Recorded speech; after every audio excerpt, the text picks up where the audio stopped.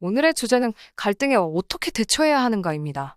지금까지 내가 영상을 보면서 꾸준히 기도하고 여기까지 왔다면 무엇인가 달라져 있을 수도 있고, 그렇지 않을 수도 있는 자신의 모습을 보게 됩니다. 만일에 변화가 있다면 우선 마음속에 나도 모르는 믿음에 대하여 조각조각으로 되어 있는 조그마한 생각들, 기존에 가지고 있었던 신앙의 기준이 바뀌어 있을 것입니다. 내가 바뀌어 있다는 것은 내 마음속에서 이 새로운 지식을 받아들이며 이전에 내가 붙잡고 있었던 지식을 포기했다는 말입니다. 또는 업그레이드했다는 말입니다. 또한 내가 바뀌어 있다는 것은 내 스스로 동의한 가운데 바뀐 것입니다.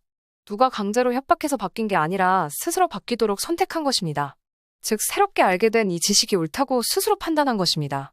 스스로 판단하여서 바뀐 생각은 굳게 지킬 힘이 있습니다. 그런데 새롭게 변화되어서 붙잡고 있는 작은 지식은 내 마음속에서 죽어있는 동상처럼 가만히 있는 게 아닙니다. 이 지식은 마치 화롯불과 같이 서서히 타고 있습니다. 그리고 점점 커지게 되어 있습니다. 나의 얼굴과 행동에 희미하게나마 나타날 수 있고, 이 변화된 모습을 다른 사람이 알 수 있습니다. 또는 내가 변화되었다면 이 정도 수준에서만 머무르지 않을 것입니다. 마치 운동에너지의 법칙처럼 자꾸 더 나아가려는, 더 알아가고 싶은 내적인 도전감이 생깁니다. 그래서 스스로 더 나아갑니다. 이것은 누가 시켜서 되는 강제적인 행동이라면 한두 번 시도하다가 포기합니다. 그런데 내 스스로 선택하여서 변화되었기에 더 변화를 체험하려고 급속히 나아갑니다. 내가 선택해서 나아가는 일이라 계속적으로 탄력이 더 생깁니다. 속도가 높아집니다. 그래서 내가 마음속에서 내 스스로 만족할 수준에 도달할 때까지 멈추지 않고 나아갑니다. 이때 나의 멘토가 있으면, 양육자가 있으면 양육자의 수준에 도달할 때까지 배움이 멈추지 않을 것입니다. 세상에 무엇을 배우든지 멘토가 있습니다. 만일에 없으시다면 꼭 기도를 하셔야 합니다. 다른 측면에서 우리는 원래부터 사회적 존재로 만들어져 있습니다. 내가 어떤 사람들과 교류를 하지 않고 살더라도 기본적으로 300명은 알고 있다고 합니다. 그러면 내가 무인도 섬에 혼자 살고 있지 않는 한 나는 이 세상의 사람들과 더불어서 살아가고 있습니다. 그래서 내가 하루에도 수많은 사람들과 교류합니다. 대부분 나에게 가장 소중한 사람들에 둘러싸여서 살아갑니다. 그러면 내가 이 새로운 지식으로 내가 바뀌어 있으면 나는 내 주변의 소중한 사람들이 눈치를 챌 수 있고, 그렇지 않을 수도 있습니다. 나의 측면에서만 이야기해 보겠습니다. 내가 조금이라도 변화되었다면 우선 내 소중한 사람들이 아직까지 내가 변화되기 이전의 생각과 행동에 그대로 머물러 있는 모습을 보게 될 것입니다. 이 경우에 나는 이것을 보고 어떻게 행동해야 하나요? 이것은 사람들마다 다 다를 것입니다. 개인마다 새로운 지식으로 내가 스스로 변화가 되었을 때 강력하게 타인에게 말하는 사람도 있고, 조용히 살아가는 사람도 있고, 말을 하면 괜히 갈등이 더 커질 것이라는 부담감 때문에 애써 외면하고 살아가는 사람도 있고, 나는 나이고 타인은 타인이라는 생각으로 내버려 두고 살아가는 사람도 있고, 그 외에 다양한 행동 패턴이 나타납니다. 이제 다시 나는 이미 조금이라도 변화됐습니다. 나는 알고 있습니다. 이 조그마한 것을 알게 됨으로 새로운 눈이 열렸으며, 그 시각으로 세상을 보고 있으며, 새로운 행동으로 새롭게 살아가고 있습니다. 바로 이전까지 나하고 같은 생각을 가지고 있었던 그 사랑하는 가족과 회사 동료 또는 친구들은 여전히 그 상태에 머물러 있습니다. 이미 변화된 나의 시각으로 보면 갑갑하고 답답하고 안타깝고 불쌍하며 한숨이 나오며 측은한 생각까지 생깁니다. 내가 언제까지 외면하며 입을 꾹 다물고 살 수 있습니다. 그러나 내가 참고 참는 그 한계점에 도달하게 되면 나도 모르게 소중한 사람들에게 나의 달라진 모습을 말하게 됩니다. 그런데 내가 말을 하는 시점에서부터 소중한 사람들과의 미묘하면서 조용한 갈등이 생깁니다. 조용할 수도 있고, 커질 수도 있고, 폭탄같이 터질 수도 있고, 많은 사람에게 폭발을 일으킬 수도 있습니다. 어떻게 터질지는 누구도 예상할 수 없습니다.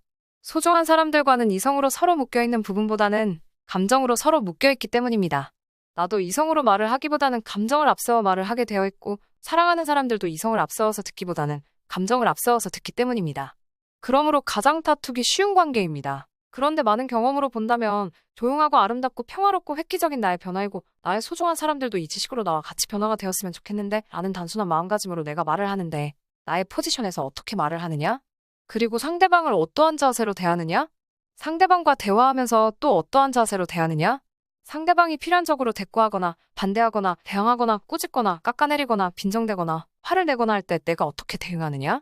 또는 내가 열심히 말을 하였는데 상대방이 그 이후에 어떠한 변화의 자세를 취하지 않고 계속 이전의 나의 모습과 같이 여전히 있다면 나는 어떠한 자세로 대하느냐에 따라서 나의 소중한 사람들과의 관계가 달라지는 것을 보게 됩니다. 이 차원에서 나의 변화는 소중합니다. 그런데 내가 변화된 모습을 말을 할 때 필연적으로 알아야 하는 선지식이 있습니다. 이것은 이태리에 가서 이름 있는 화장품을 가져온 것이 아닙니다. 이 경우에는 누구도 반대하거나 갈등이 생기지 않습니다. 화장품만 보여줘도 요란하고 떠들썩할 것입니다. 스스로 이런 분위기가 됩니다. 그런데 이 하늘나라에 대하여 주 하나님으로 변화된 지식을 간증한다면 싸늘함과 차가움, 졸리는 모습, 힘이 없는 모습, 활알 타오르는 천도 되는 용광로가 순식간에 영하 200도로 떨어지는 것을 보실 것입니다. 한순간입니다. 일단 이 분위기라는 것을 미리 아셔야 합니다. 다음으로 나는 아직까지 조금의 변화가 있는데 소중한 사람에게 내가 말을 할 때부터 갈등이 시작되는 것을 예상해 볼 수 있습니다. 모든 갈등은 말에서 출발합니다. 나의 마음속의 생각을 입을 열어서 음성으로 나타내는데 갈등이 생기는 이유를 찾아보겠습니다. 첫째, 내가 한국인 특유의 빨리빨리 문화가 배어있기에 내가 말을 하면 상대방이 빨리빨리 변할 줄 알고 있습니다. 급한 마음에 말을 하고 상대방도 급하게 달라질 것이라고 기대하는 그 마음이 더 큰 갈등이 생깁니다. 둘째, 내가 달라졌다고 상대방이 무조건 틀렸다고 판단하는 자세는 바람직하지 않습니다. 우리도 바로 이전까지 같은 방식으로 생각을 고수해왔습니다. 조금 앞서갈 뿐입니다. 주 하나님께서는 각 사람들에 대한 시간표가 다르기 때문에 나는 도움을 주는 자세로 대하여야 합니다. 셋째, 무조건 내 말을 들어라는 지시하는 방식도 갈등이 더 크게 생기게 하는 부분입니다. 하지만 오랫동안 교류하였던 집단에서는 충분히 벌어질 수 있는 일입니다. 넷째, 나는 너보다 우월하다는 자세도 갈등을 더 크게 생기게 합니다. 우월한 게 아니라 조금 앞서서 알게 되었다는 것입니다. 기회의 부분에서 좀 더 빨리 알게 되었다는 것이지 내가 인간적으로 우월한 게 아닙니다. 다섯째, 나의 달라진 모습을 상대방과 한두 번 대화를 하고 나서 필연적으로 갈등이 생깁니다. 특히 감정적으로 갈등이 생길 수밖에 없는 관계입니다. 이럴 때 관계를 더 악화시키고 끊으려고 합니다. 그런데 저희들이 전하고자 하는 내용은 사람을 악한 곳으로 유혹하는 것도 아니고 악독 사기꾼이나 사회악인 사이비 집단도 아니고 타인을 악의적으로 사기를 치는 불법적 다단계 집단도 아닙니다. 관계를 더 악화시키지 말고 사랑하는 마음으로 기도하시기 바랍니다. 그러면 과연 어떻게 하면 갈등을 최소화할 수 있나요? 사실 갈등을 최소화한다는 부분에 집중할 것이 아니라 나의 변화를 최대한 이성적으로 전달하는 것에 집중해야 합니다. 첫째, 앞서서 이야기했듯이 내가 전달하려는 내용은 하나님 나라에 대한 부분이라 이 세상에서는 누구든지 처음에는 반대하고 거부하고 반항하는 게 정상입니다. 필연적입니다. 이 세상에서 나오는 내용이라면 필연적으로 어떠한 거부가 없지만 이 부분은 본능적으로 거부합니다. 그러므로 미리 아셔야 합니다. 둘째, 내가 조금이라도 변화되었기에 상대방도 빨리 바꿔야겠다는 그 생각은 버려야 합니다. 나는 나를 변화시킬 수 있습니다. 내가 결심하면 되기 때문입니다. 그러나 상대방은 고유한 자기 의지가 있습니다. 내가 상대방을 바꾼다는 그 생각은 상대방의 권리를 침해하는 마음입니다. 나는 말로 전달하는 것만 알 수 있습니다. 그리고 그 이유는 주 하나님께서 개입해 주시기를 기도할 뿐입니다. 셋째, 나도 이 정도까지 변화되는데 시간이 많이 걸렸습니다. 당연히 상대방도 많은 시간이 걸릴 것입니다. 그러므로 기다려야 합니다. 넷째, 감정으로 엮어진 오랫동안 교류한 집단은 어떤 일이든지 감정이 앞서게 되어 있습니다.